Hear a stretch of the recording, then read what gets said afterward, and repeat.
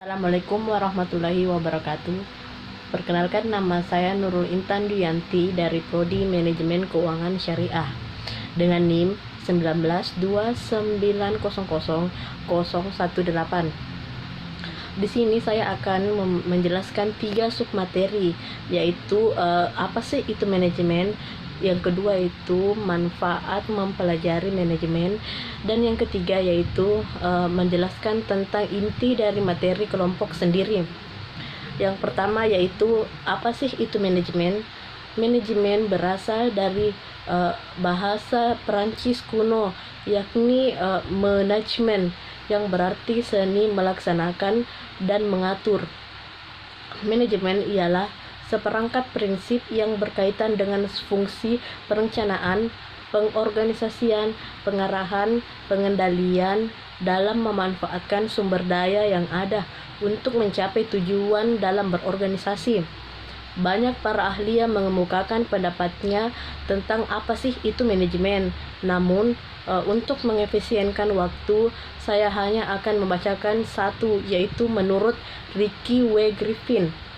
Ricky W. Griffin mendefinisikan manajemen sebagai sebuah proses perencanaan, pengorganisasian, pengkoordinasian, dan pengontrolan sumber daya untuk mencapai sasaran secara efektif dan efisien. Efektif berarti sesuai dengan perencanaan, sementara efisien berarti tugas yang dilaksanakan atau yang sedang dikerjakan dengan benar, terorganisir, serta selesai dengan tepat waktu. Yang kedua yaitu manfaat mempelajari manajemen. Di sini saya akan membacakan beberapa manfaat mempelajari manajemen. Yang pertama yaitu membantu dalam membuat strategi yang lebih baik dengan menggunakan pendekatan yang lebih sistematis, logis, rasional pada pilihan strategi. Yang kedua yaitu kita mengetahui tentang strategi pesaing sehingga lebih mudah dalam menghadapinya. Yang ketiga yaitu meningkatkan kesadaran terhadap ancaman sehingga lebih siap terhadap kejadian yang tidak diinginkan. Keempat, mendorong pemikiran ke masa depan. Sebab dengan mempelajari manajemen, kita telah belajar menganalisa rencana. Yang kelima yaitu menjadikan kita kooperatif, terintegritas, dan antusias dalam menghadapi masalah dan peluang. 6. Mendorong terciptanya sikap positif akan perubahan dalam diri kita sendiri. Yang ketujuh, memberikan tingkat kedisiplinan dan formalitas kepada manajemen kegiatan kita sendiri. Dan yang terakhir yaitu berkurangnya penolakan kita terhadap perubahan karena kita telah mempersiapkan rencana atas perubahan tersebut.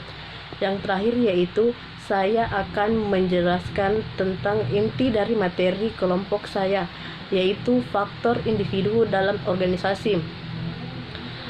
Sebelum itu, kita harus mengetahui apa sih itu individu dan organisasi.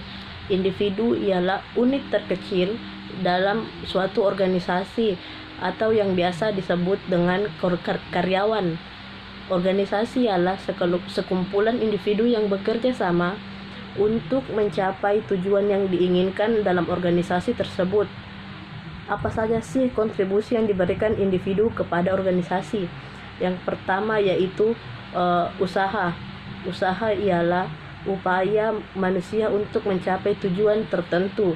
Yang kedua itu kemampuan, ialah kapasitas seorang individu untuk melakukan beragam tugas dalam pekerjaannya. Yang ketiga yaitu keahlian, adalah kemampuan yang dimiliki dalam melakukan sesuatu. Yang keempat yaitu loyalitas.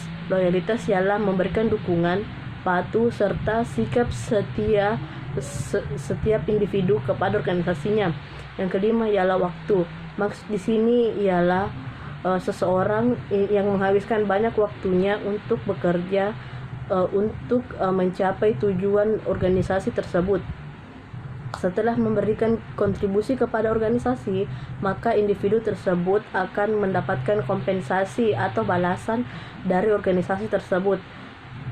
kompensasi yang diterima ialah satu, upah atau gaji yang bertujuan untuk membalas jasa yang telah diberikan individu kepada organisasi. Yang kedua yaitu kepastian dan keamanan kerja. Kepastian dan keamanan kerja di sini yang dimaksud ialah BPJS Ketenagakerjaan yang akan menjamin keselamatan kerja kita saat melakukan pekerjaan dan juga akan membayar jika terjadi kecelakaan saat proses pekerja. 3. Peluang promosi. Maksud di sini ialah jika kita betul-betul loyal kepada organisasi tersebut, maka kita bisa saja mendapatkan peluang promosi atau dengan kata lain yaitu naik pangkat. Sebuah organisasi juga membutuhkan individu yang kreatif. Kreatif ialah kemampuan seseorang untuk memunculkan gagasan atau ide yang baru.